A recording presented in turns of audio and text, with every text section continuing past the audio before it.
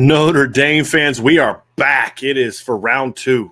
Ryan, this is Ryan Roberts. I'm Brian Driscoll. We are back for another recruiting show. And tonight, we are going to be talking about the pending decision by 2023 offensive lineman Sam Pendleton. Sam is an offensive lineman from the state of North Carolina. We talked a little bit about him today in our show. He is going to be making a decision tonight at around 6:30. He announced it was going to be on his Instagram feed. His Instagram feed is currently live, but he also said that his coach was making an announcement to the crowd saying it was going to be on CBS Sports. And so we are going to try and see if we can do the CBS Sports version, because that at least allows us to hear the questions, where if we just did the Instagram, it would only be him talking. And so it lacks some context. So we are going to, assuming that is actually kind of how it all plays out, we're going to try to go with the CBS Sports. So I'm kind of looking at both here and kind of discussing both, and we will see kind of how this plays out. But he is at the podium at his high school, just kind of relaxing. He's got his mom and dad with him. Pretty good crowd there, Ryan. So let's really dive in first and just talk about this young man, right? This is a kid that Notre Dame is looking to get on the board. It's Notre Dame, Florida, Michigan, and NC State. Clemson, we thought, was going to be a much bigger player in this. We're not sure what happened there, but just kind of talk about, you talk to him about your four schools. Just talk to us about the four schools and, where we think things stand as of right now. Yeah, I think Notre Dame is obviously in a very good position going into this decision. And I think that it really obviously escalated quickly because he didn't get his offer officially until the middle of March. And he made his – It was like the 16th, right? Yeah, it was like the 16th of March, right in the middle of the month. And he quickly made it to campus. Only a couple weeks later, the relationship between him and Harry Houston, I think, is a big plus in this conversation right now. I think that the consistency across the board from his decision making was he talked a lot about position coaches in that little exclusive, right? Like he talked about University of Michigan, obviously they're coming off of a season where they had the Joe Moore Award winning offensive line. So that's obviously Sean a big Moore plus. did a great job with that unit last year, no doubt. Absolutely. Yeah. And so he mentioned Coach Moore, mentioned obviously Coach Heaston and the rest of the coaches at Notre Dame. And I think NC State is a team that is more of a proximity to home type of conversation. Obviously, I think Notre Dame and Michigan are more the fact that, like, hey, they've obviously developed offensive lines over the years, and Michigan's coming off of a great season as well in that type of conversation. The one that I can't really get much of a pulse on, Brian, I don't know if you've gotten a pulse on it throughout this, is Florida. I don't know where the University of Florida came into this conversation, but either way, it has happened very quickly. Sam is a kid that has told me in the past he doesn't do any of the camp stuff. He doesn't do the Under Armour stuff. He doesn't do any of that. So he didn't get his first offer until like October of his junior season. So that's pretty late comparative to where a lot of kids get their offer. So it's been a fast process. Go ahead, Ryan. Sorry. Oh, no. I was just going to say it's been a fast process. He had a top school list even before Notre Dame came into the picture, and that quickly changed. And he told us in the past that Notre Dame was a team that he always wanted to hear from, a program he always wanted to hear from. So feel good about where Notre Dame is. Obviously, we're going to find that decision in a couple minutes, but definitely like their position. Well, it's interesting, too, because how this whole thing played out is really intriguing, because when Heaston showed up, and we've talked a little bit about this in the past, but, for those who haven't been on the show before, he was a kid that when Heaston got here in January, the process took a little bit. There were some things that kind of took his hiring a little bit longer than normal. But once it got done, it was like, okay, here's the board. Here's who we've offered. Here's who we're already recruiting. It's Okunlola, it's Jagusa, it's Freeling, it's Absher, it's Austin Saraveld, it's those guys. And he went on the road and he saw those players. That was a smart decision, because who's on the board, go after those guys. Once they got off the road, that's when, over the next month or so, that's when Coach Heaston really started diving into the film of, okay, but who else is out there? Is there anybody else I like, maybe that the previous staff didn't like, or whatever the case may be?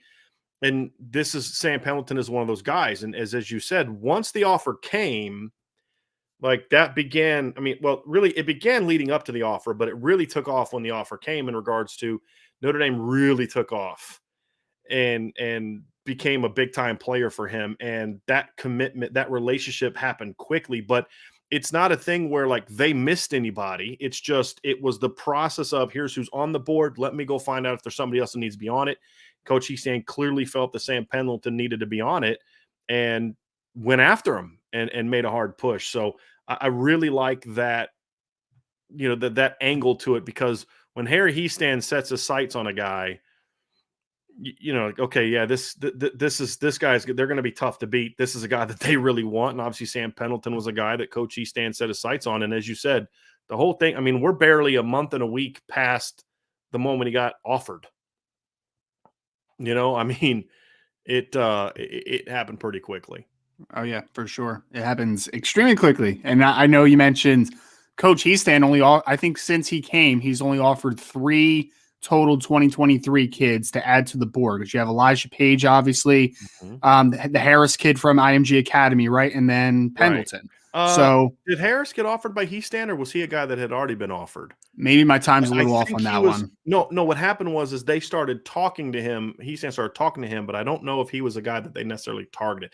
But to your point, though, Ryan, even if, let's just assume that they did, because we're not quite sure the timing of it, but let's assume that they did. The reality is they haven't made Harris a priority. He's if we miss out on so-and-so, we have him on the radar. That's not how they've treated Sam Pendleton. Absolutely They've not. treated Sam Pendleton like this is a guy that we want and that we're going after. That was their mentality. I think there's something else too, Ryan, which makes this one important is, this is a kid that isn't you're not fighting regional schools for him, to your point. No. I mean, Clemson's not in it. I don't know if that's partly them, partly him. I would imagine it's a little bit of both. Sometimes schools will bow out when they know they're not going to get a kid, because it's all of a sudden Clemson was the leader, and then all of a sudden coming out of the Notre Dame visit, Clemson's all of a sudden like, oh, we're not involved anymore. Right. We'll see if maybe that was part of it or not. But the fact of the matter is that this is a situation where Notre Dame is going against some national programs in this regard, and you're back here. Let's just kind of hear from the kid. He's now talking, so let's go ahead and get that. It looks like they're gonna come back. So I just saw him pop up, so I brought it up. But you're talking about the Joe Moore Award winners are going after him. Florida's a program that's really hot on the recruiting trail right now. They're doing a really nice job of kind of coming up the East Coast, trying to get some linemen. They had Monroe Freeling on campus. And then you look at Miami offered him, Penn State offered him. It's got an impressive offer list. And I think the offer list is a lot more impressive than the recruiting rankings, which ties back to the original comment you made. He's a 3-star kid by 2 services, 247 and on 3. He is a top 250 guy from Rivals, so kudos to them. And then ESPN hasn't even ranked him yet. And a lot of that has to do with what you talked about. He's not a camp circuit kid. Here's my film. Either why does an offensive lineman need to go to a camp with no pads on? Right. Unless all he cares about is the recruiting rankings. Right. Well, and obviously Sam doesn't. These rankings across the board for some of these offensive linemen have been bizarre, man. I mean, Elijah Page is a low guy on most of the rankings. Sullivan Absher at one point was like a 3-star by a couple different of the platforms. So one doesn't even have him in the top 250, but on 3's got him in the top 100. And we've talked about this in some of our film breakdowns, which we're going to get back to next week. The rankings this year are just weird. And I don't know if it's because some services are just trying to get more into the whole, let's do this for click value, surfaces or purposes or what. But, it's been strange. The whole process has been strange. So we'll hear them interview Sam. Then they'll probably go to a commercial again and then come back and have him make his announcement. You all know how they do it, but they're just kind of talking about his game. So let's see if they're going to pull him up yet. There we go. Himself, Sam Pendleton, joining us on HQ to make it. All right, can everybody hear it? Sam, first and foremost, congratulations on all the hard work it's taken to get to this very moment. Before we put it on tape, give us an idea of what recruitment has been like for you. Yeah, I would say recruitment has been, it's been great throughout the whole process, but at some point it's been stressful. Sometimes you don't always see the stressful part of recruitment, but at the most of the time, it's really great. I am sure you have experienced the full range of emotions, and we won't make you wait any longer. The wait finally over. The floor is yours. Big man, let the folks know you'll be playing your college ball. Yes, sir. I would like to say a few things before I make my commitment. First and foremost, I want to thank all of y'all for coming out tonight. It means a lot to me and my family that y'all made the trip. I would like to thank, first and foremost, my Lord and Savior Christ. Thank you. I'm just so thankful that He's brought me here and given me the privilege to play football and pursue my dreams to play college football. And I'd also like to thank my parents for pouring into my dream with love and passion. I'd also like to thank all my high school coaches, especially Coach McGee, Coach Harbour, Coach Vogel, Coach Brenniger, along with my trainers, Corey Reich and Mike Turner. All these men have had such an influence on my life throughout the high school experience, and have really just taken me in like one of their own, and I'll never thank them enough. Finally, I would like to thank all the coaches that have recruited me, especially the universities that have spent their time and effort to allow me to see what I need to see at their university. From academic advisors to chaplains, I can't thank those universities enough. And I also want to give a special thanks to Coach Legg and the rest of the staff up at Marshall. They took a chance on me before anyone else did, and I'll always have a special place in my heart for the Herd. So with that being said, I will spend the next 4 to 5 years pursuing my degree in playing football at the University of Notre Dame. There it is. Sam Pendleton is now a member of the Notre Dame 2023 recruiting class. Let's hear more from Sam Pendleton and his decision. Congratulations. Much was made about the transition at the top of that program over the last 12 months. What about Coach Freeman's recruiting pitch made South Bend feel like the place for you, Sam?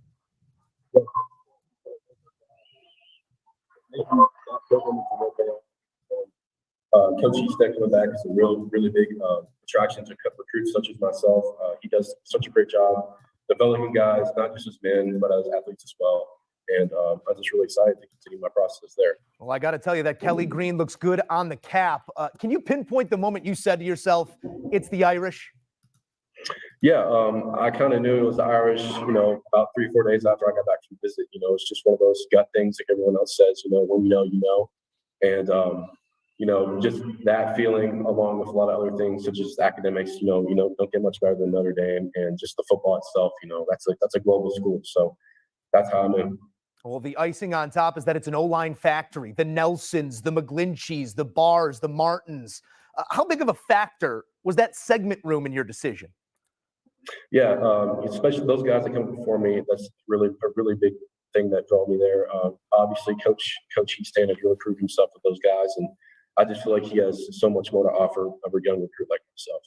Well, from here on out, it's all about what you do with the opportunity, and you right now have the opportunity to speak to your future fan base.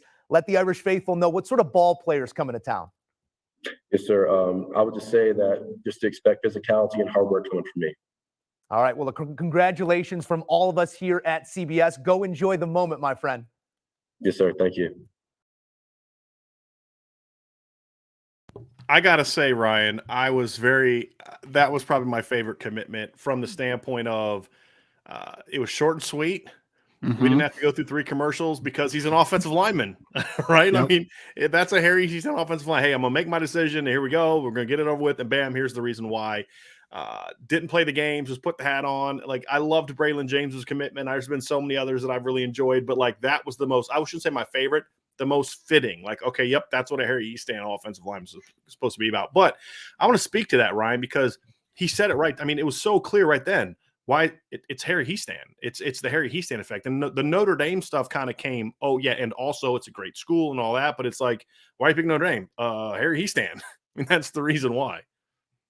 Yeah, I mean, it makes so much sense, right? If you want to be the best, why not go to a guy that has built a reputation as developing the best? I mean, they mentioned a few of the names in that little lead up, the Mike McGlincheys of the world, the Quentin Nelsons, the Ronnie Stanleys. I mean, the list is very easy to kind of pinpoint a lot of great players that have played there. So Sam Pendleton is hopefully the next in line. He's a really talented football player, obviously a guy that's been on the trail, pretty not very long at all, but the offer list speaks to itself with a guy like Sam. And I mean, obviously you can hear it. And I've been able to speak to Sam and his mother in the past, April. And I will say they're a very religious and just very nice family. Like they fit in so many different capacities. They're like, you can kind of just tell by listening to him a little bit. He's very non-assuming. He's very straight to the point. He's very business, but then he's also, you could just see that kind of the joy. Like when he was thanking people, I felt that he was very, very, sincere, even threw in Marshall there, right? Like his first offer. Like, that's awesome, man. Yeah. To be able to kind of come full circle there. So very happy for Sam and his family. They're really great people outside of what he can do on the football field. Yeah. And like you said, he committed to Notre Dame. I don't remember. I forget which day it was, but it was several days ago. This is not a surprise that he made this decision tonight. And really, it came up. I mean, like he said it accurately. Sometimes kids will say, "Oh, I did this," but we know this real story was actually we knew he loved Notre Dame. The visit was impactful, but we also knew that he had the Florida visit coming up, and that he wanted to try to take a step back. And that's what I really liked about it. And when he did make his decision, you felt good about it, Ryan, because it was one where he didn't make it emotionally during the weekend, although there was some thought that he might. Like, that's how well the visit went, is that, boy, he may be doing this here real soon, but he wanted to take a step back and make sure that he thought it through. And again, just a great fit for what Notre Dame looks for when it comes to recruiting offensive linemen. Yeah, and after the visit, I remember speaking to his mother, and his mother kind of made a comment like, Sam isn't 100% sure when he's going to make the decision for what college he wants to go to, but he's just going to pray and he's going to let it kind of work itself out. And you heard him talk about that, right? Like, he knew when he knew, and it's a hard thing to quantify, but when you know you're making the right decision, it just kind of clicks. It's not something that's as quantifiable as some things. So again, very happy for him, very happy for his family. I know that they were just genuinely enjoying that moment. And I mean, like you said, there's a couple precursors, I think, that Notre Dame fans that are in here are pretty smart about, right? Like, when Clemson wasn't in his top four, I'm like, because we've been kind of talking about the Clemson Notre Dame battle a little bit. And the fact that his last visit before he had made his announcement was with Notre Dame, like those things kind of align to, things are heading in the right direction, obviously. I got to bring up something else, Ryan, and we have to talk about this because it's the petty side of me, to be completely honest with you. Obviously, this is a great pickup. We're going to dive into the film here real quickly, but there's a petty side of me that I think needs to be addressed, and that is the fact that this is a kid that Michigan felt they were in a really good position with for a long time. Sam visited Michigan in October. And actually, was it in October, November? He visited Michigan in November, I believe, for the Ohio State game. He visited in early March, several days before Notre Dame offered him. Visited campus twice before Notre Dame offered the kid a scholarship. They just won the Joe Moore Award. They just went to the college football playoff. And as soon as Notre Dame got involved, it was like, uh-oh. And I just think it speaks volumes to, number one, Harry Hiestand, but number two, as we said earlier, it's not just Harry Hiestand. It's Chad Bowden, it's Tommy Rees, it's Marcus Freeman, it's the whole operation. And Harry Hiestand was bringing in studs the last time just basically by himself.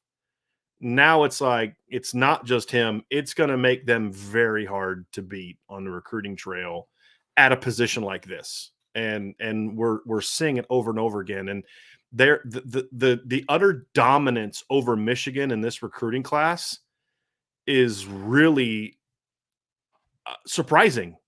I mean, it is and it isn't. It just speaks to how dumb the way that Jim Harbaugh handled the offseason was, but also just the momentum that Marcus Freeman and his staff have built and the type of staff that Marcus Freeman put together. That's arguably the most important job requirement for a successful coach, is to have a great staff.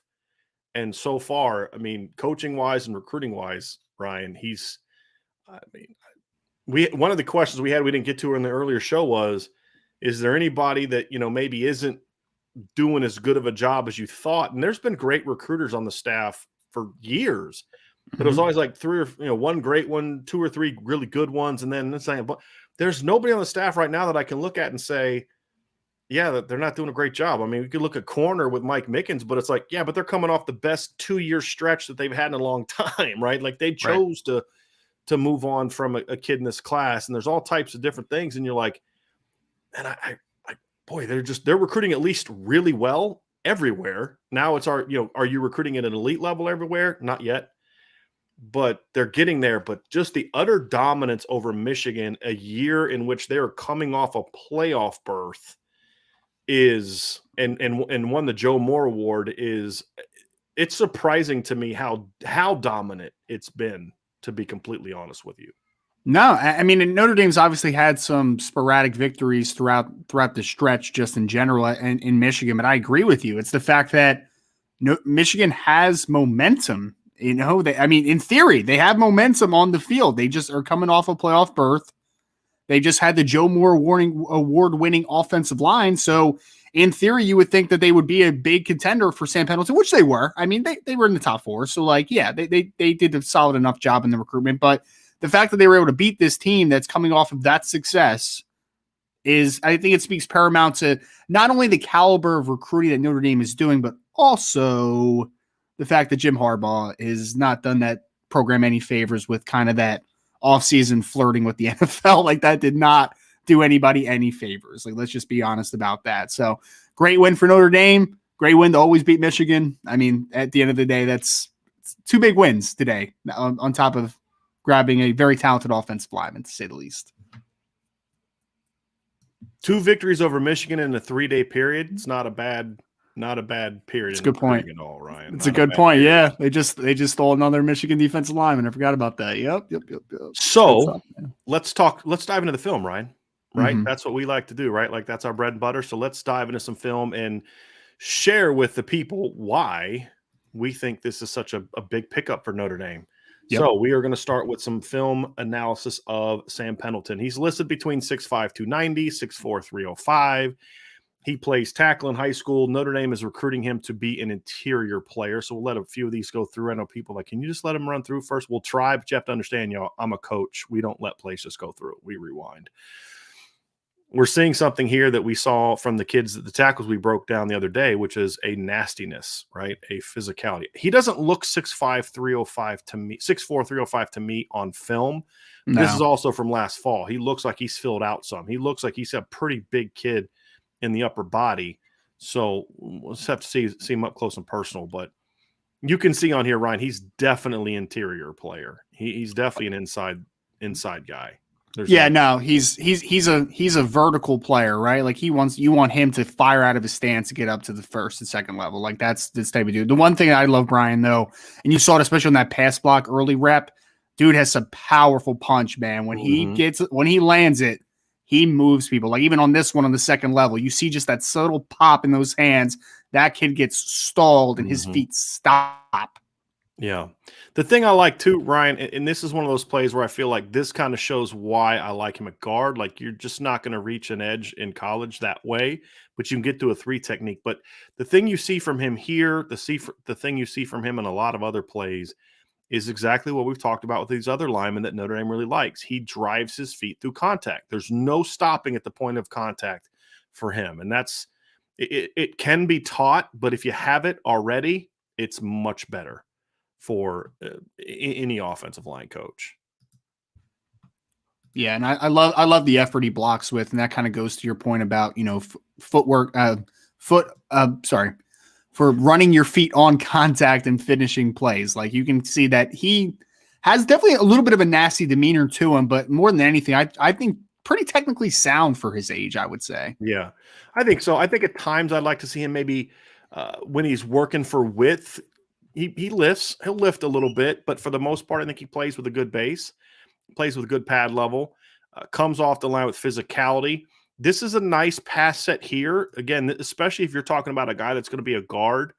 You see the base here, Ryan. He keeps his butt low out of his stance, right? Nice base. He's on the balls of his feet, right? He's not flat-footed. He's not leaning back. He's not too forward.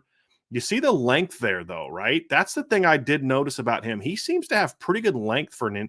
My projection of him being inside has zero to do with him not being long enough.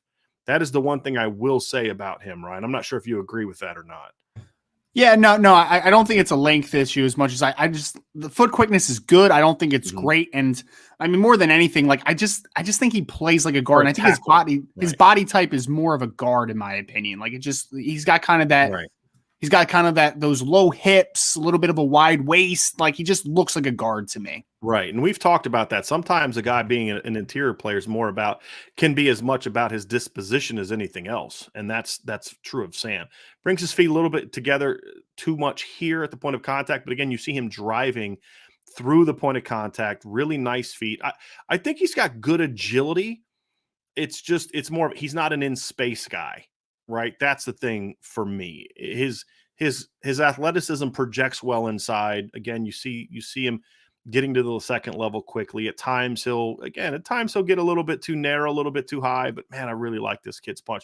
He's got one of the best set of hands of any lineman in the country, in my opinion, just as far as just raw power. There's some other things that, obviously, get a little quicker and, continue to do this, that, and the other thing. But the power in his hands is something that really stands out to me. And I think you see that here too, Ryan, is his combination of length, hand power, and then, good foot agility, like not elite, but good, is also why I could really see him potentially being a center as well. Like he fits in at all three interior spots for me. And again, I don't know if he can snap. That's a teachable skill though, right? Snapping is a teachable skill.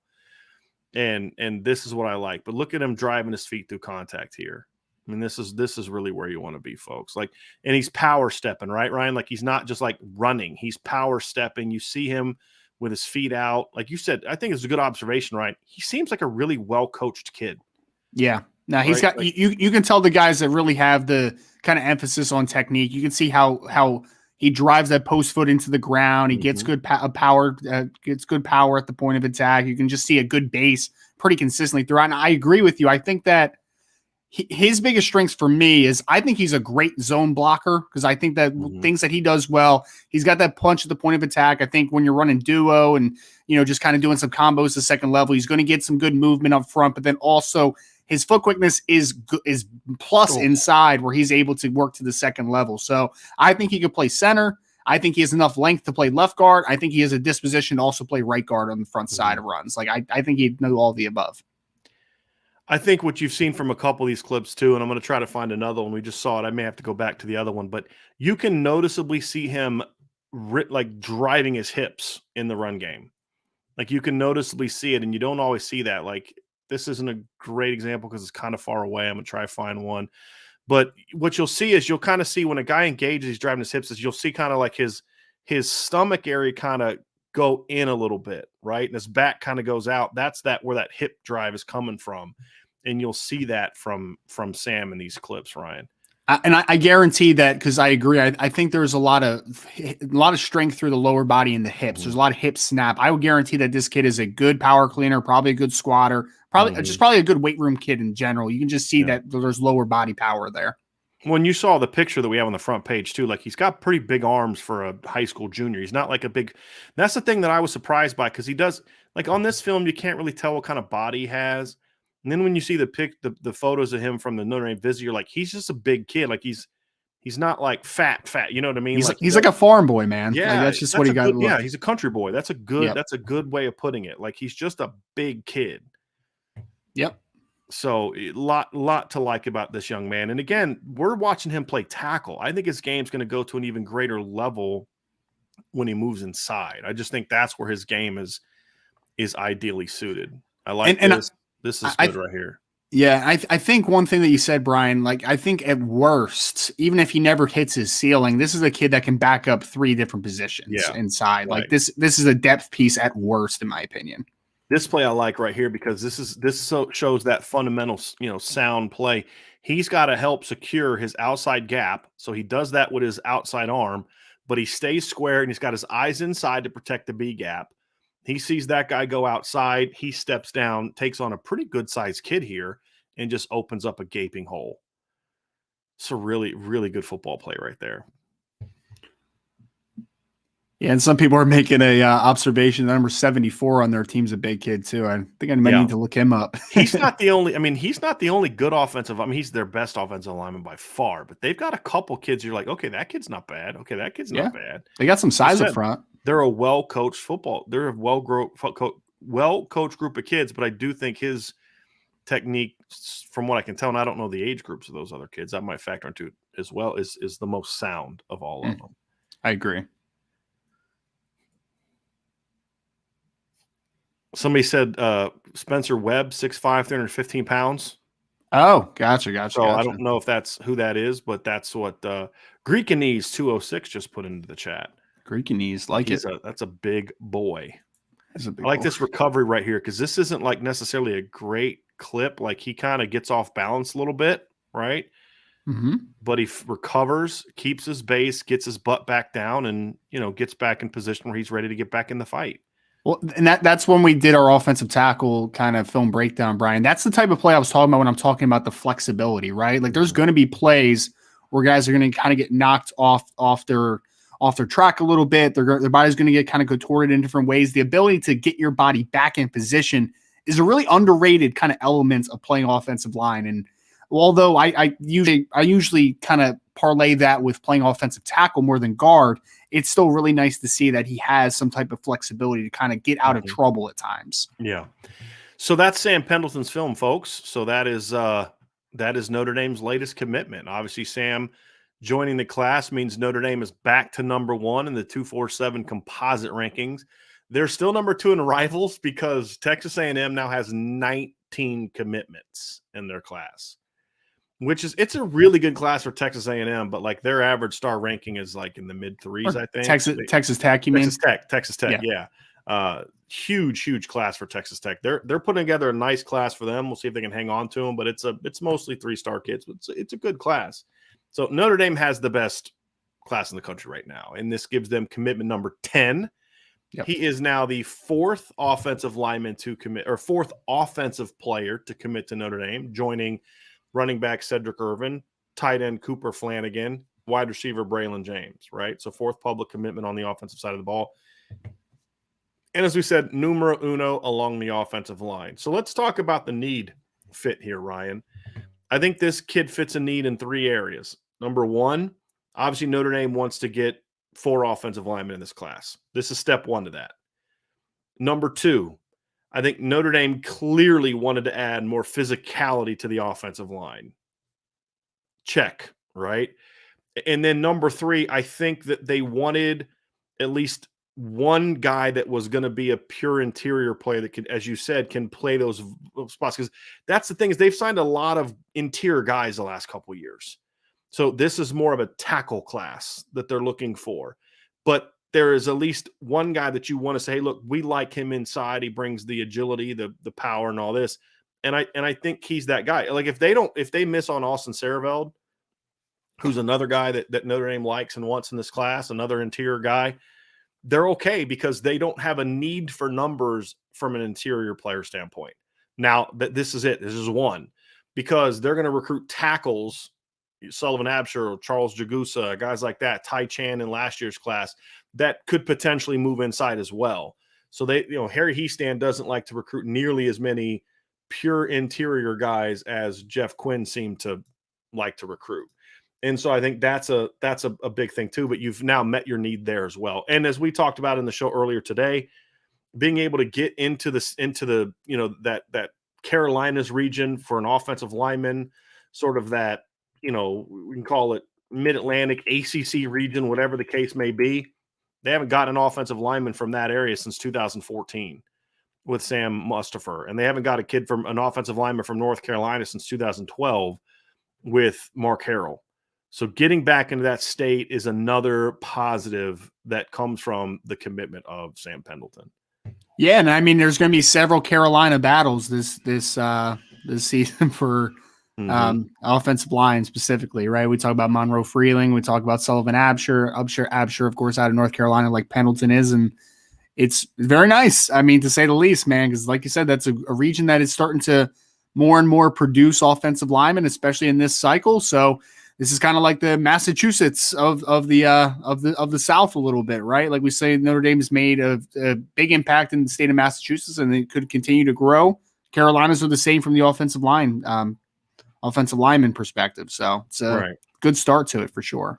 So let's talk about what's next, the offensive line, before we dive into questions. Obviously, not only is this not the last commitment that Notre Dame wants to land on the offensive line, they're hoping that this isn't the last commitment from the state of North Carolina on the offensive line. So let's first talk about we'll call it the big 3 that's left on the board when it comes to tackles. I think that's where we can start, and then we'll talk about Austin Saraveld next. Obviously, this past weekend, Ryan, and we'll talk about this for those who weren't on the show earlier today, 2 of the big 3, and we're talking about Sullivan Absher, Monroe Freeling, Charles Jagusa, which in no particular order. Okay, so we're just kind of in order of when we think guys will make decisions is probably where that came from. And they had two of those three guys on campus this weekend. Obviously, Sullivan Absher and Monroe Freeling. So just a quick update for some of the people that maybe weren't on the show earlier today. Yeah, absolutely. I mean, so like Brian said, Sullivan Absher out of North Carolina, Monroe Freeling out of South Carolina spent their second visit actually to Notre Dame. They were there for the January 29th junior day originally. And when I talked to Monroe, he basically said that him and Sullivan were hanging out the whole time. And we went into the visit. I didn't feel great about where Sullivan Absher was as far as on Notre Dame. In regards to Notre Dame, I felt better about where Monroe Freeling was. We leave the visit both feeling very good about the situation for Notre Dame. I would say that they're the leader for both players involved right now. Now, obviously, they need to close on those guys, but I mean, when we were talking about the offensive tackle class for this year, Monroe Freeling for me is a top 50 player in this class, and I think that he has incredible traits to play left tackle. Now, Sullivan Absher, on the other hand, really physical player, great pad level. I think he could play either a tackle or even be a really good guard inside. So he gives you some flexibility, especially if you get a guy like Charles Jagusa, who also has a similar profile where could play tackle, could be dominant inside. You let two of those players in case you get both of them. I think then you got to have some flexibility to where guys fit. But as far as this past weekend, they really knocked it out of the park with both Freeling and Absher. I feel like they are in a great spot with all of the Carolina guys, obviously now with this commitment with Pendleton. So here's a question I'm going to ask you, Ryan, that we didn't really address specifically earlier in the show we did this afternoon when we're coming to recruiting. And if you're not comfortable answering it, that's fine. You don't have to. If you had to go right now, what would you say is your order of confidence in Notre Dame landing that group of three? And then we'll talk about Austin Saraveld next. Jagusa included with the two that were just visited? Yeah, the big three of the big three that we talked about. So Sullivan Absher, Charles Jagusa, and Monroe Freeling. So not timing of it, not what your thoughts are and who's going to do it first, but just or you don't have to give a certain degree either, but what is your level of confidence, most confident next, and then least confident in that group? Yeah, I would say number one for me, and I think this is going to be a little bit of a controversial take for a second. I think it's Monroe Freeling for me. And I know that that's probably not the same for you, but I have just felt so much better about where Notre Dame's been with Monroe Freeling recently over the last couple months. And I think that leaving the visit, I feel about as good as I ever have with where they sit with him. Number two, I would actually go Sullivan Absher now, which is a really weird one for me because I was not feeling great about it going into the visit. But leaving that visit, I think that they're in a great spot. And then I would say I feel still good about Jagusa, but the thing about him is he's leaving himself open, kind of seeming to extend his decision-making to when he's going to make the announcement. I still think Notre Dame's probably in the lead for him, but if he is delaying it a little bit longer, then you're giving other schools an opportunity to maybe get back into the conversation and back into the fray. So I think that would be for me. Yeah, I would say Freeling, Absher, then Jagusa in that order. It's interesting you say that, Ryan, because that's kind of where my list comes from. Is the guy that I'm right now most confident in is Sullivan Absher, based on all the intel we're getting. That's my number one. And the reason I say that is because he's the only one on this list that we know for a fact as of today doesn't have any visits planned to other schools. As far as I know, I don't believe he's got a bunch of officials set up. I believe he's pretty much in decision-making mode. And based on where Notre Dame stands, they're good. Jagusa and Freeling are guys that are kind of out. And for me, I'd go Jagusa number 2 and Freeling 3. I feel good about all of them. The reason I would go that direction is because I still get a little nervous with a Southern kid if a Bama or a Georgia decides to turn up the heat. Always leaves me a little nervous if he's a ways away. If I thought, and again, we're not ranking him based off of the timing of it, but if I thought he was going to decide in May, and I just knew he was going to decide in May, I might move Freeling up more. But because he's, as of now, he's a summer, June, July type of decision-making mode, I get a little bit more nervous than I would if those schools were going after Charles Jagusa, who's in Notre Dame's backyard, as opposed to him being in their backyard. but that's more of a fear out of facts that aren't there right now. So based on where they are, I think we could make a case for all three of those guys being in the top spot, to be honest with you. I mean, Yeah. I think a strong case could be made that Jagusa's number one on the list, but Yeah, they're in a good place. Yeah, no, I mean, you could definitely make that conversation. I think the biggest thing for him, again, is while we don't know, exactly what the visit schedule is going to look like, because, I mean, Charles just seems like a kid that doesn't really care about the recruiting process too much. It seems like he doesn't really, he's trying to figure out the steps as he goes. But, I mean, just again, man, so for me, I think Sullivan Absher's timeline is going to end pretty soon here, right? Like, I think that he's going to make a decision probably within the next month or so. Monroe Freeling is a guy, Brian, that's told us he's going to wait until his senior year. I have the feeling, though, that could get pushed up. I'd be shocked if he's not committed before the season starts. Right. So I feel like his timeline is going to get. He has the player that I talked to with him. He seems like a kid that might push it up a little bit. Jagusa just doesn't seem like be in any type of hurry, so he just makes me a little nervous to a degree. Because again, if the decision were today, I think it's Notre Dame. But the fact of the matter is, the longer you keep the recruiting up, and he's the leader, that gives other programs an opportunity, right? Like you leave yourself susceptible to potentially getting poached, I guess, for lack of a better word. Right. So there's a guy that we'll talk about now real quick before we get to that. We do have a super chat here from a couple super chats here real quick from K Grant. K Grant, thank you very much for the super chat, my man. Appreciate you. Spark 5219. Also, thank you, sir. Thanks for the bonus coverage. IB, best Notre Dame coverage, hands down. We agree, but we're biased, so it's nice hearing that from you. We appreciate that very, very, very, very much as well. So let's get into another offensive lineman that's on the board that Notre Dame definitely wants before we talk about another offensive lineman that everyone always asks about when we talk about offensive linemen and where things stand, because you have been trying to contact him. But Austin Saraveld is another guy on the board from Lakota West or Lakota East. There's two of those. I forget which one he is from. I think it's Lakota East. I think it's East. And so he's another guy that's been on campus now 3 times this winter, basically. And he was on campus in, I believe, January, and then he made 2 visits in April. He visited the first Saturday of April for a Notre Dame practice, and then he was on campus, we believe, this past weekend as well for another visit, we think. And we haven't had a chance to get a hold of him yet to confirm that, but he was expected to come.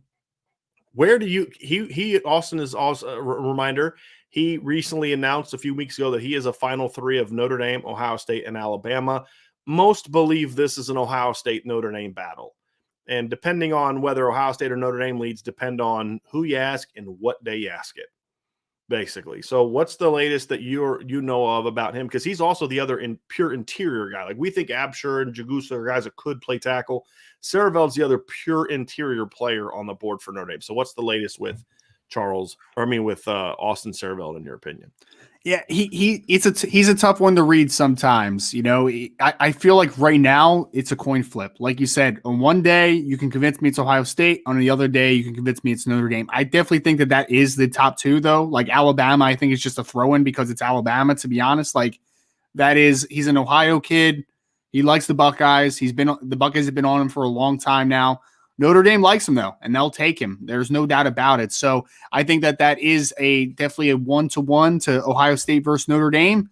They have the close in it, but I think you feel solidly where Notre Dame is, but it's definitely not a foregone conclusion that they are the leader for Austin Saraveld right now.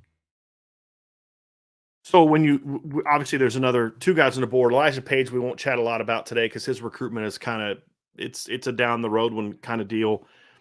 Every time we do something about the offensive line, one of the first questions that gets asked is, what about Samson Okunlola? So let's address it, and we'll address it again. And there's, Ryan, it's same as before, correct? Hey, every time I talk to Samson, we talk for a little bit. I ask him, hey, have you set up anything with Notre Dame yet? And the answer is very consistent, not yet. Okay. Meanwhile, again, I no fault to the kid. It's his decision ultimately, but he made a Midwest trip. He went to Michigan. He went to Michigan State. Didn't stop by Notre Dame, right? So, he's active on the visits. He's not just stagnant at home, just kind of weighing Right. his It's not options like he until the hasn't officials. engaged the recruiting process at all. I mean, Exactly. he's been on plenty of trips. It's just he hasn't felt the need to make one to Notre Dame yet. Yeah, and I mean, I remember the first time I talked to him. Obviously, his film's fantastic, by the way. Like, let's just get that out of the way. He's a really good football player. First 5-star recruit out of Massachusetts in the 247 sports era. I mean, so he's an excellent football player. There's no doubt. The first time I talked to him, That's a though, legit ranking. That's not like, oh, he went to a camp. No, that dude is a 5-star player. I would say, and some people take Caden Proctor. For me, he's my number one offensive lineman that I've seen so far in this class. yeah, no, and it's very fair. I mean, Okunlola is a very good football player. The first time I talked to him, though, he didn't seem to really know much about Harry Heastand, and he didn't really seem to know much about the Notre Dame program in general. And honestly, he just kind of has a little bit of a nonchalant attitude, right? So, like, I don't know how much he wants to actually know about the Notre Dame program, to be very honest. And he hasn't taken the initiative to set up a trip. So until he sets up that visit, I'm not going to feel good about it. Like, that's just the point blank period to it. It's a non-issue right now. Like, it's not tangible at all to even expect them to be in the race with him right now. So Ryan, let's go through here and grab some questions. I know there's a lot of them. We gotta find some. We've got some starred. Let's jump up here. We got a super chat from Tommy Guns. Says to start a petition to officially change the name, because they say Kelly Green, to Irish Green or Freeman Green. Y'all know that doesn't have anything to do with Brian Kelly, right? Like, I just want to make sure that Tommy knows everything has something to do with Brian Kelly. You don't know. No, it doesn't. It was named Kelly Green before Brian Kelly was hired to be the head. Proof or it didn't happen, Brian. Proof. I can do that. I can do that. That's not a problem. Jim Haller and Brian and Ryan, how much did the culture of the O-line room make a difference? I mean, it's huge. It's absolutely huge, Jim. Because offensive linemen, you saw, if you were in the chat earlier when Pendleton made his commitment, most offensive linemen don't love the recruiting process, right? Like, they're not the guys that are flashy and in front of the camera a ton. They're very non-assuming and they're very business oriented, right? So they understand how important the other 4 guys in their offensive line is to them, right? Like, it's a machine. They are a part of the machine. That's why most offensive linemen don't get a lot of credit for how good they are. Like, Trent Williams just had one of the best seasons I've ever seen from a left tackle in the NFL. And yeah, he makes All-Pro, like, he's getting those awards, but like, you barely hear his name throughout the season just because it's a non-glamorous position. So I think that the big thing and why I took away from the visit was so great from a Freeling-Absher perspective is the fact that they're buddies and they're hanging out, because that's an offensive line thing and that's a culture thing and that's a family-oriented type of position. You need to be tight with the guys around you. Let's get to the next question from Zach Nichols. Thanks, Zach. Question all. Let's assume that Notre Dame finishes with Charles Jagusa, Monroe Freeling, Sullivan Absher, and Austin Saraveld. And that would include, obviously, want to add Sam Pendleton to that. How would the 2023 then compare with 2022? We talk about the Harry Heastand effect, but how much better would this class be as far as with regards to the IB prospect rankings? I'm going to say that. I'm going to speak on this first, Ryan, and then give your opinion. Number one, this would be a significantly better class. And I liked last year's class. The thing I liked about last year's class is it was 5 good football players. The problem that I had is outside of Billy Schrouth, none of them were definite, to me, top 100 players. I didn't have Ty Chan in the top 100. I did give Emil Wagner a 5-star upside grade, but he's the guy that, we've had questions about. Ashton Craig's another projectable type of kid, needs time, needs to develop. Joey Tanone is a top 150 kid. I liked him. They're all 5 good football players. But this class would have, if we're going to rank all 10 of them, if they get that group right there, there's no question that the first 2 are from this class. Y'all know I love Billy Schrouth. He was a top 100 player for me. But he ranks behind Charles Jagusa and Monroe Freeling right now. And I'd have to compare his ranking to some of the other guys. I would have Billy Schrouth ahead of the other guys. But after him, looking at that group, you can make a case that Absher would be next before anybody else in the 2022 class. I mean, you can make a case that at least 3 of the top 5 players from that 2 group combined would be guys from this class if they finish with the group that you talked about. So I think that's the thing for me, Zach, is this class, if they got the 4 you mentioned plus Pendleton, would provide every bit as good a depth as last year's class. And last year's class was one of Notre Dame's better line classes in several years because of the quality of the depth. And like if you were to compare last year's class to the 2021 group, the reason I like last year's class sort of overall, because from a ranking standpoint, you had the 2 highly ranked guys in 2021, but then the bottom 2 were like, there's a big drop off there. Now, obviously, Joe Alt has emerged and he's tapped in his potential, but he was a projectable guy when they got him. Whereas last year's class, you had, to me, 5 really good players. And the last 2 of last year, to me, graded out much higher than Pat Coogan and Caleb Johnson from the year before.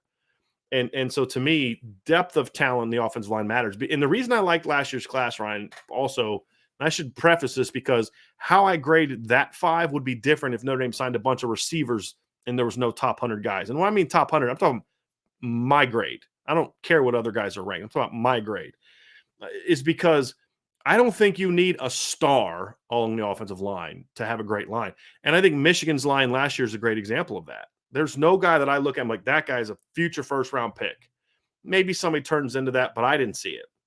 They were just a really good unit.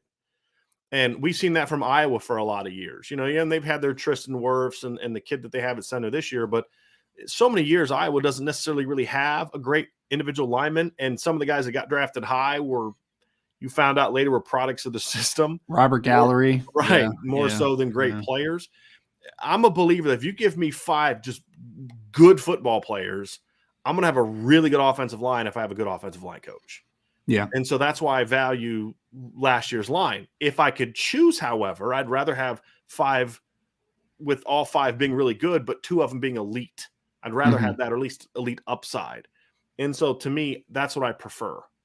And so give me a 2022 offensive line with 5 good players as compared to past years where, Blake Fisher and, Joe Alt, or Blake Fisher and Rocco Spindler, depending on how you want to look at it, are going to be better than anybody you have. But, we're going to beat you because we're going to take advantage of your 4 and 5 because we're going to whoop you there.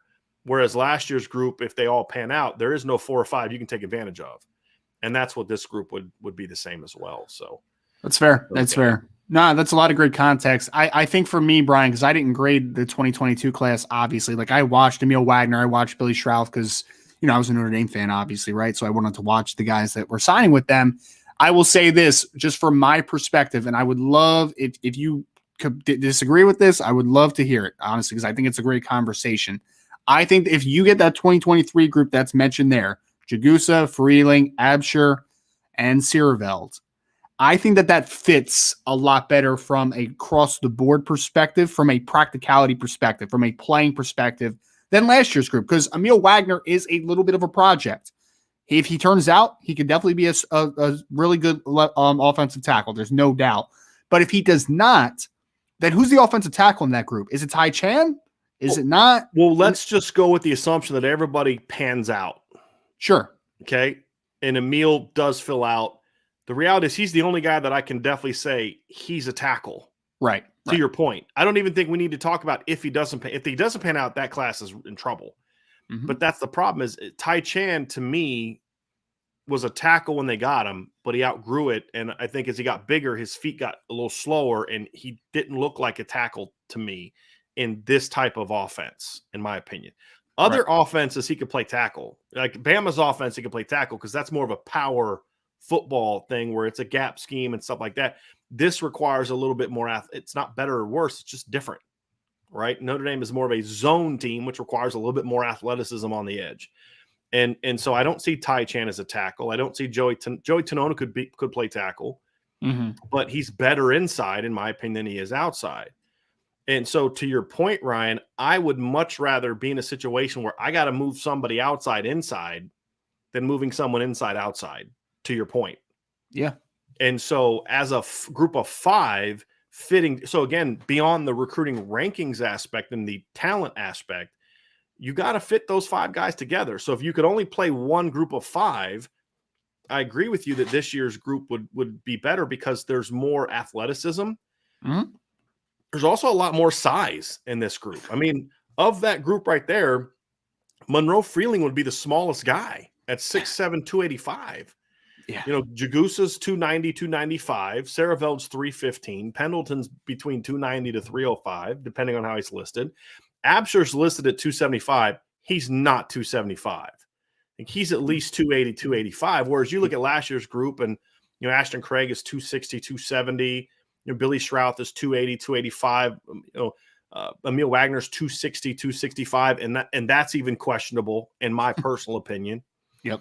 So it brings, and it's a lot, it's a longer group and a little bit more athletic group, but a certainly more powerful group as well. So I do think it's a better class. That's not to disparage last year's class at all. I thought last year's offensive line class was one of the 5 best in the country. It was a really good offensive line class. I mean, we don't know if it's going to pan out, but that you never know that, right? Like East Stand's first line class, you're like, man, this is a phenomenal class. It's Steve Elmer and Colin McGovern was highly ranked, and John Montelis was the top 100 guy, and Hunter Bivens was the highest ranked guy of the group, and then Mike McGlinchey. You know, some of those guys didn't pan out. It happens. Hunter Bivens doing great things for Notre Dame now, but he didn't pan out to be the top 100 lineman that he was ranked to be for whatever reason. John Montelis didn't pan out. Colin McGovern had some issues, you know, kind of adjusting to playing college football. So you never really know. Right, the 2017 group did pan out, right? I mean, it by and large. I mean, Dylan Gibbons didn't really do a lot at Notre Dame, but he's turned into an ACC starter at Florida State, and the reason he left is because first of all, I still say you chose Caden Madden over that guy. That's crazy, man. Okay. Because he ended up playing pretty well for Florida State last year. He's on Caden Madden. He's on some draft radars for next year. Yeah. Dylan Gibbons isn't a bad little player. And he wanted to be at Notre Dame. It's not like Dylan left because he was salty. I mean, he knew, like, you're not going to give me a shot. I mean, you know, that was just the reality of it. I mean, his brother went to law school here. The family loves Notre Dame. They had a home in the area. He didn't leave because he didn't like Notre Dame or any other reason. So that's a different story for a different day. But, you know, you think about that whole group of 4, Hainsey, Banks, Lugg, and Dylan Gibbons all turned into Power 5, multi-year Power 5 starters because Dylan's back. He's going to be a starter for Florida State again this year. And they all might get drafted too right. when they end up going out. Dylan, I'd probably have he'd be the bigger question mark if Lugg is healthy this year. But still, I mean, we're talking about it. And the other 2 were second and third round picks. So we don't know how it's going to pan out. We're just going off of recruiting rankings. And that's why it makes the 2021 discussion challenging, because when I talk about the 2021 class, I got to talk about what they were as recruits, right? Because we can't compare high school recruits that have never played college football to Joe Alt, who's panned out and been a little better than we expect, a little better earlier than we expected. I mean, I gave him a 4.5-star upside grade, which may have actually undersold it if he's continues to develop. But for now, I'm comfortable with that upside grade. I thought it'd take longer. Right. But, you know, so that's the difficulty. People say, well, you know, how can you compare this class to that class when this class had so and so and so and so? I'm like, well, nobody thought Jeff Samardzija was going to be a great recruit when he signed with Notre Dame. Like, nobody thought Tyler Eifert was going to be a stud. Well, I did, but I didn't think he was going to be a first-round pick, but I thought he was going to be pretty good. Not to pat myself on the back or anything. Right. Well, I mean, you know, I did. Charlie Weiss had some very negative feelings towards me because I hammered him pretty good for that back then. But anyway, so I like those offensive line classes, and it's a good group, Ryan. It's a really good group. Yeah. All right. Let me see let's get to some more questions here. Go Irish says, how much does the future quarterback recruit look at the future offensive line? Smart ones do. That's all I have to say. I mean, we talk about the wide receivers they're throwing to, the tight ends they're throwing to, obviously, but if you're a good quarterback, you're going to be concerned with what's in front of you. Absolutely. So yeah, I think if you're worried about, Notre Dame landing a big time recruit in this class, I don't think loading up on good offensive linemen is going to hurt that cause at all. Absolutely. Absolutely. Let's get to some more. Zach Martin, just for funsies. Whom from the 2022 and 23 classes do you project, assuming Pendleton, Jagusa, Absher, Freeling sign in 2023, will be the most impactful interior linemen? So that would be last year's class. So we think interior, we think Ty Chan, Ashton Craig, Joey Tanona, Billy Shrouth. This year's class of that group, it would be Pendleton, Let's just say Pendleton, and you can choose one of Jagusa or Absher to move inside. I would pick Jagusa. I've talked about this pretty extensively. Like I've come to meet you halfway to the fact that I think he could play offensive tackle and he could be a good player at right tackle potentially. But I think he's a star inside potentially. Yeah. Like I think that his upside is just through the roof. So I think Billy Schrauth can also be a really good player inside, whether it's guard or center, even potentially. But I'm in on Jagusa being a dominant guard inside. I've never took your thoughts on Jagusa to be as much about him not being able to play tackle, right? As much as it's just you think. It's like comments I've made about Blake Fisher. I've never thought, gee, you got to move Blake Fisher inside the guard because he can't play tackle. Blake Fisher can be a first-round draft pick at tackle. Mm-hmm. I just think Blake Fisher could be. It's funny we keep talking about these generational interior linemen for Notre Dame, but he could. I mean, that's the kind of talent that he has. But I didn't see anything from any other tackles in the blue gold game that would make me think any of them are anywhere close to forcing the conversation of moving Blake Fisher to tackle. Like that's the thing is that guy would have to be like a stud. No. And I just don't see it. I did like, because I know we haven't talked too much, me and you together, about the blue gold game. I did think that Tosh Baker had some good moments, but to your point, it's not good enough to unseat him. Yeah, still too inconsistent for a kid that's in his third year. Exactly. You know, that's the issue that I have with him is he's not playing with enough power. He just, again, a lot could change, but I haven't seen anything that's going to make me say, hey boy, you gotta get this kid. Yeah, you got to get this kid on there. And we'll talk more about it this week, but like I thought Rocco played better than Tosh did. And so the whole conversation would be getting your best five. The only reason you would move Blake is if Tosh is clearly one of your best five, and you can't make that case right now, in my opinion. Based on what we've seen. Now, I've heard some really good things about how Tosh ended the spring, but I didn't see that. I can only go off of what I've seen. It's fair. And so he looked better than he did, but he still will get high and guys will get up under his chest and drive him into the quarterback, which we saw on Saturday. And so he's a ways away, in my opinion, but it's more about that. For me, if we're going to go with the premise that Jagusa is going to be an interior guy, I'll accept your premise just for the conversation. Then he would be my number one, and I'd still have Schrauth my number two. It's fair. I'm very high on Billy Schrauth. And again, we can only go off of what they did in high school because we haven't seen any of them Notre Dame uniform yet. Now, hopefully he's healthy. That's going to be a big key for Billy Schrauth panning out, is him being healthy. But just based on the prospect he was excellent.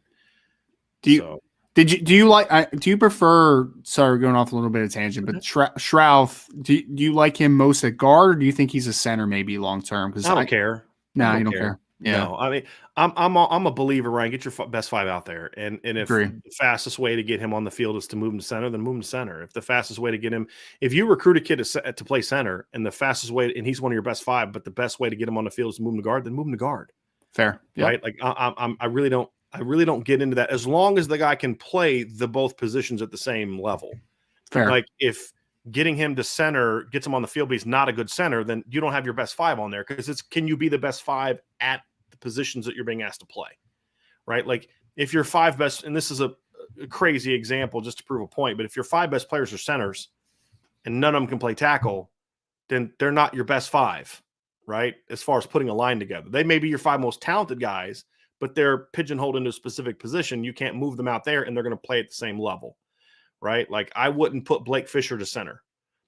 That's not a position. I don't know if he would fit as well there as he does at guard, right? So I mean, like that wouldn't make a lot of sense to me. With Billy, I think he could play a center or a guard, and I thought he looked good in the Army game at center.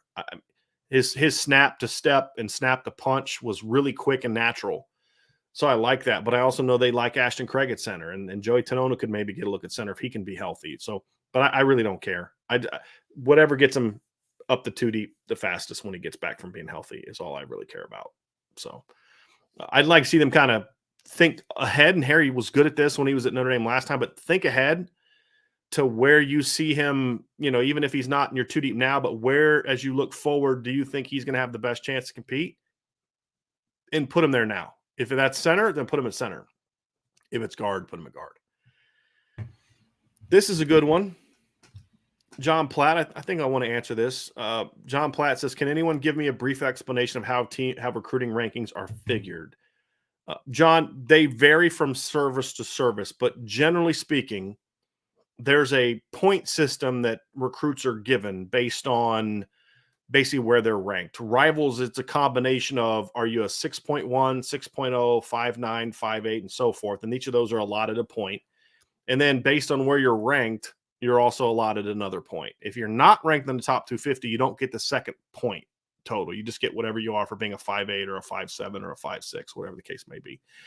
And then, so like if you look at Sam Pendleton, he's going to get a certain points. I think it's like 75, I forget what it is, but a certain points for being a 5.8 4-star. And then he's going to get another set of points. I think it's like 5 points for being ranked number 238. And that's his number. And then you combine them all together. And I also believe Rivals only takes the 20 highest ranked guys is how they figure it in, which I don't love that. I don't see why 5 guys shouldn't count. And if you're going to do that, then make your rankings based off the maximum of what's supposedly allowed by the NCAA. Make it 25. Who's your 25 best recruits?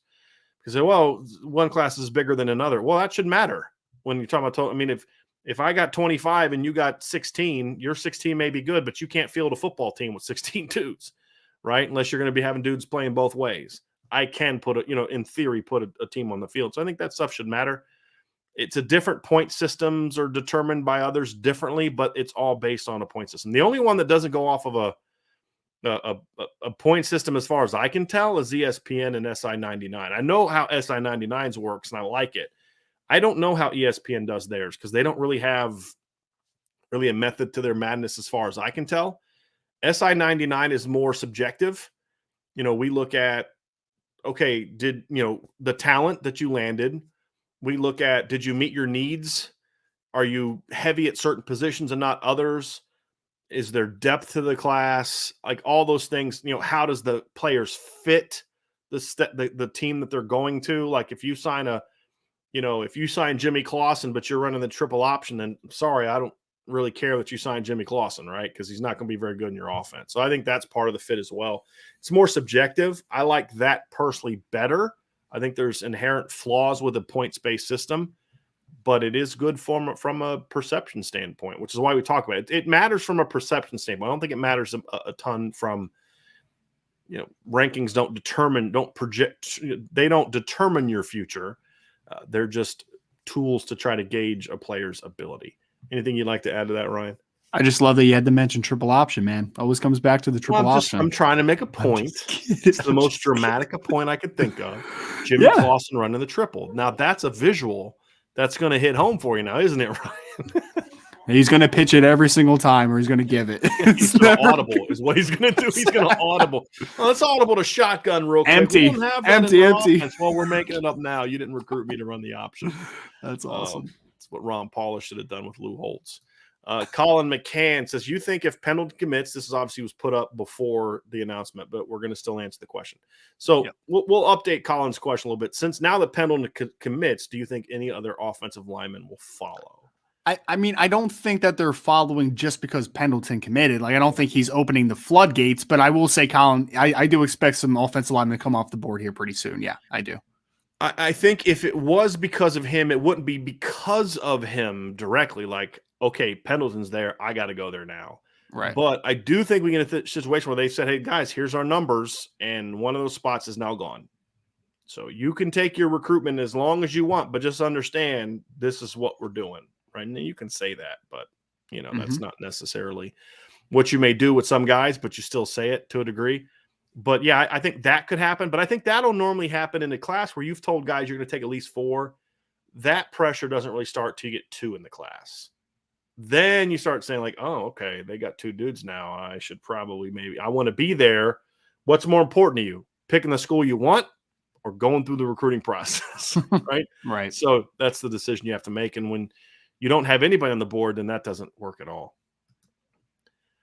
Let's see here. We got Brian and Ryan. To you guys, what's the difference between evaluating film and evaluating in person? This is a good one. Body typing for me, and this comes from the NFL draft kind of circuit stuff. Like we mentioned a little bit on Brian mentioned a little bit that like you can't really tell the body type a little bit of Pendleton to the highest degree. That's why NFL scouts always go on game visits. They want to see the body type in person. They want to kind of project how much a player can hold, what's a good weight for a player to eventually develop into. So for me, it's body typing is the biggest thing for an in-person rather than just kind of evaluating film. And the other thing is, like, I also just like, and it's more important for some positions than others, not as much offensive line driven, but it is, I'd like to see how guys interact with their teammates, right? Like, I want to see what the leadership qualities are. I want to see if they're have good, a good kind of upbeat type of to them on the sidelines, and just have all those personalities. But like the number one for me is body typing. You can tell so much more about how a player looks in person and how he can potentially develop from a physical perspective. I think what's the first thing that we said when we broke down our film tonight? He's listed as 6'4", 305, but he doesn't look that to me. If I'm there at the stadium and if I'm down in the field and he would walk past me, I can say, okay, I can size him up. All right, I can see him now. I think there are other things that you can't tell on film. For example, like let's take a running back. You're just watching even game film. It's going to stop and start at some point in time. To Ryan's point, but if you see this kid and he's getting in his lineman's face and he's complaining to them and he's whining about this and he's showing up as quarterback every time the ball's not like, is this guy going to be a great teammate? I think the other thing, the big thing for me is there's a difference between what we do and what NFL teams and colleges do, because at the end of the day, I'm not investing a scholarship into a guy that I evaluate. I'm not investing, what is it? I mean, now it's well over $250,000 into that, just scholarship alone. I'm not investing a first-round contract into that guy. Right. So I don't need to drive to his town and interview his principal and his teachers and all this other kind of stuff to find out what kind of young man he is. But that background matters. Checks. Yeah, background checks. That matters if I'm Notre Dame and I have to offer this kid a scholarship, right? And if we had the resources, I wouldn't mind doing that stuff. And we try to do that from talking to people who have done it. Right, that's part of that intangibles grade, but it doesn't carry as much weight because it doesn't require a decision to be made. We can just say his talent is this, and make our decisions off of that. So I think that's the big thing, and I think obviously the size thing also, Ryan, fits into. You can also evaluate what he's going against a little bit better too. I think we have got into this weird thing now, and I think it comes from the scouting departments, scouting services, recruiting services. I think it comes from another way to pimp their camps. This whole, well, you got to see a guy in person. How did these coaches recruit for decades without being able to go out and see all these kids in person at a camp? Right? Like at the end of the day, being obsessed with that is how you can talk yourself out of Kyle Hamilton being a top 10 player. Right? And talk other guys into being top 10 players that shouldn't be top 10 players. At the end of the day, the film is still the film. Mm-hmm.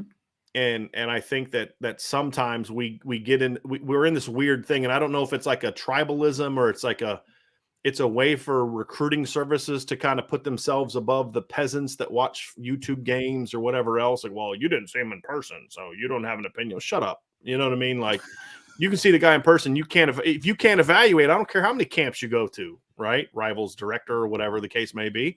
It's not the Rivals director anymore, I guess now.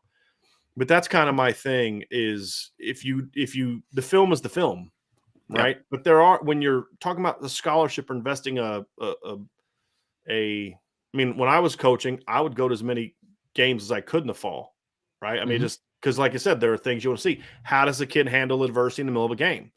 I want to see a quarterback throw a pick, and on film after the pick's over, the plays I see nothing else. I'm not watching anything else between now and the next play except I'm watching him interact with his coaches. I'm watching him, if he's throwing his helmet down and getting in a receiver's face and acting like a big baby, that's going to tell me a little something about him. Now, if he goes and gets in a receiver's face and he's telling him what he should have done differently, that's different. Yep. Right? That's like, hey, this guy. But if you're showing a guy up or you're acting like you're pouting and you're not wanting to hear from you storm away from the coach, you'll see that, right? I mean, you'll go see this kid, like, this kid's got a great arm, and you go watch a play and like, this kid's a freaking jerk. I don't want this kid, right? Like, you can tell his teammates don't react to him. They didn't go to his birthday party, like, all that stuff. I watched Draft Day today, by the way. Yes, I did. As soon as you said that, Bo Callahan, I gotta man. watch that this week. I always watch it the week of the draft. Oh, you have to, man. I have to. That's Just sitting there eating my pancakes, thinking about number one. I'm like, what is this guy chewing on this pancakes for? Like, why is this part of the scene? Oh, Yeah. great. And what's the thing about him ripping his eyebrows out at the end? Like when he got mad, like that guy's character was kind of weird. My favorite part of that movie. I'm sorry we're going off on a tangent here, but do you remember when when he walks past it's where they're like lifting weights and stuff in like the weight room, and the one guy, the I guess he was the strength coach is like, hey man, have you seen Brian Drew lately? Have you seen him? He's like, oh man. He's like, oh, you know what's even better? His arm, throwing the ball a good 15 yards further. Yeah, that happens to a guy that's been in the NFL for 6 years. Sure. Okay. Did you check him for steroids?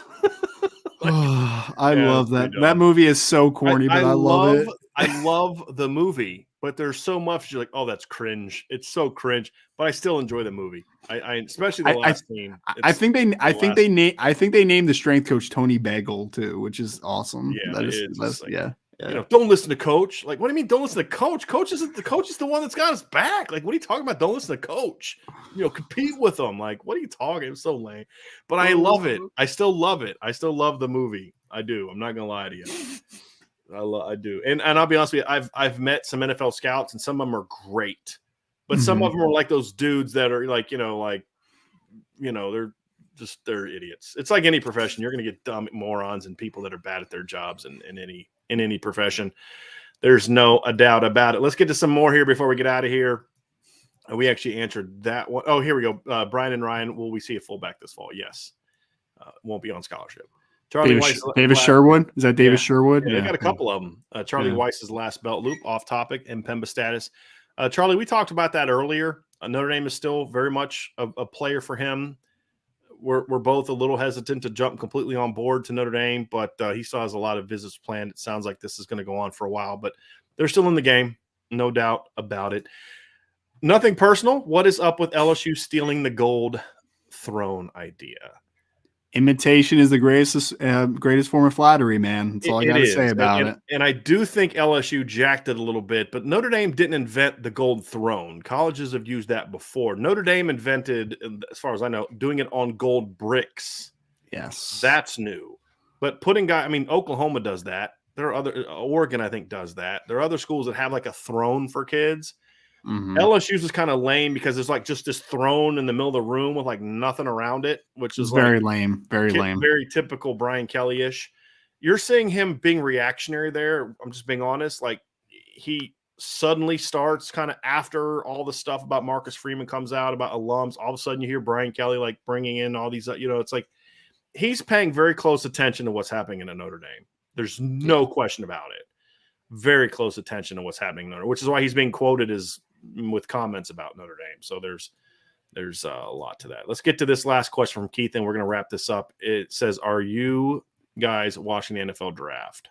Every single second, Keith. Every single second. I mean, I don't work as hard as I do on that side of the coin to not enjoy the fruits of my labor. So yes, I'll be watching every single second, Thursday through Saturday. Absolutely. So just a little heads up, everybody. We are going to have an NFL draft podcast on Thursday. Mm-hmm. So our normal afternoon slot will be a draft podcast. Ryan's going to give the latest intel. And you dropped a little something on the board today, Ryan, which had some very interesting nuggets on there. I thought the one about Kevin Austin was especially. Yep. Oh, okay. That's interesting. So we're going to kind of go over the latest intel that we're hearing, and we're going to do like a little fun mock draft, sort of like a dueling mock draft. We're not going to do it like McShay and Kuiper. We're going to both kind of give a pick for what we would do if we were picking for those teams. And then Ryan will also share kind of what he's hearing, if anything, from those picks. So that'll be a lot of fun. So our Thursday show will be geared towards the NFL draft. And then, of course, like Friday and Saturday, we'll have some wrap-up stuff in regards to breaking down just different guys and, who went where and stuff like that. So definitely stay locked in, which is why, Ryan, people need to make sure that they are hitting the notification bell, because when we're going to do a show, like, 6:30 at night because a kid's going to commit, you get notified that the show is going to happen. And so that's why you need to hit the like button, hit the subscribe button, hit the notification bell, share this podcast, sign up for the message boards, buy merch from the merch store, Built Bars, all of it. Just engage in all of it. We got so much stuff going on Irish Breakdown. Ryan's going to have more updates. I'm getting ready to I've been able to publish my class impact because we've been doing the show. So I've been able to publish my class impact on Sam Pendleton. I'll have that up here very soon as well. And stay locked into what we're doing. But Ryan, thanks for joining us. Thanks to everybody for joining the show tonight. It was a lot of fun.